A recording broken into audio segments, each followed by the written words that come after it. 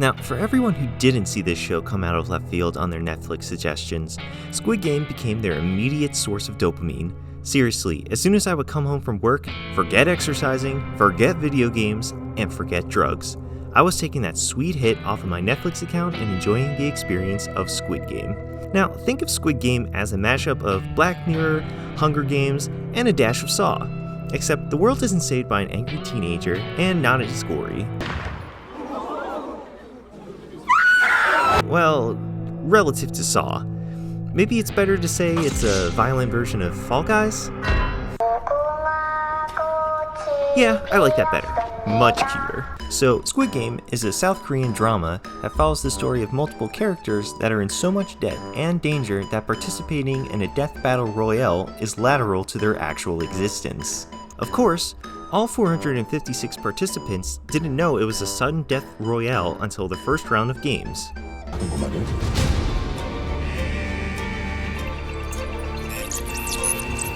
Look, I know I can show this game on the internet. It's super early on in the show and has been blowing up on TikTok and Instagram. If you have any form of social media, you can't avoid this spoiler.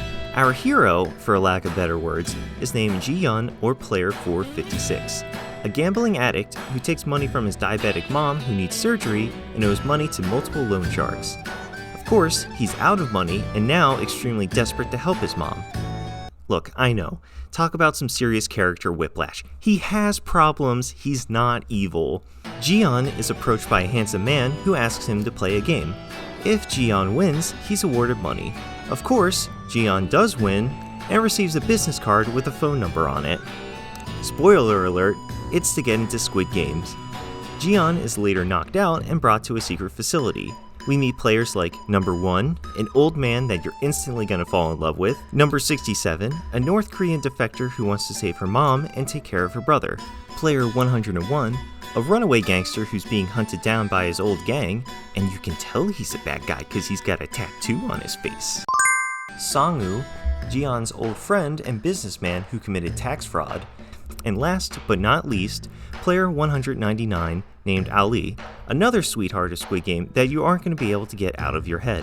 After red light green light, the majority of players vote to leave and go back to the real world, where, like I said before, turns out is actually worse than dying in a battle royale. Before deciding to go back to the Squid Games, Ji-yeon tries to report his account to the police, but since the police all think he's a useless drunk, no one believes him. That is, except for Officer Juno, whose brother disappeared and had the same business card that Ji-yeon had in his possession. That night, Ji-yeon goes back to the facility, Juno tails the van that Ji-yeon enters, and that's where everything kicks off. Squid Game just has everything you'd want in a mystery drama. The story isn't filled to the brim with fluff and filler. Every moment that isn't in the facility is critical in understanding the backstories of all the main characters. It helps the viewer understand why going back to the Squid Games is the only viable option for the remaining players in order to improve their lives. You understand the dynamic of Ji-yeon's group and each role they play in Squid Game's story, which is one of Squid Game's strongest attributes. In a very short span of time, you feel very attached to everyone in Ji-yeon's team. The story is split between the players and Juno, who successfully infiltrates the secret facility where the Squid Games are being held. So, this gives a deeper insight into the player's perspective participating in the games, as well as how the games are structured and run behind the scenes. During the player's portion of the story, you're constantly thinking, what's the next game going to be that they need to survive? What's the twist for each episode? And the most common one that you'd never thought you'd have running through your head, please let that person live, or please let that person die. Whereas in Juno's plot, you're constantly thinking, who's behind the games, and what's happened with his brother? And most importantly, why do all the guards have PlayStation buttons as masks? Squid Game is fantastic to watch. Despite trying to spread out the content, I finished only after a couple days. It's only 9 episodes, and it does not overstay its welcome.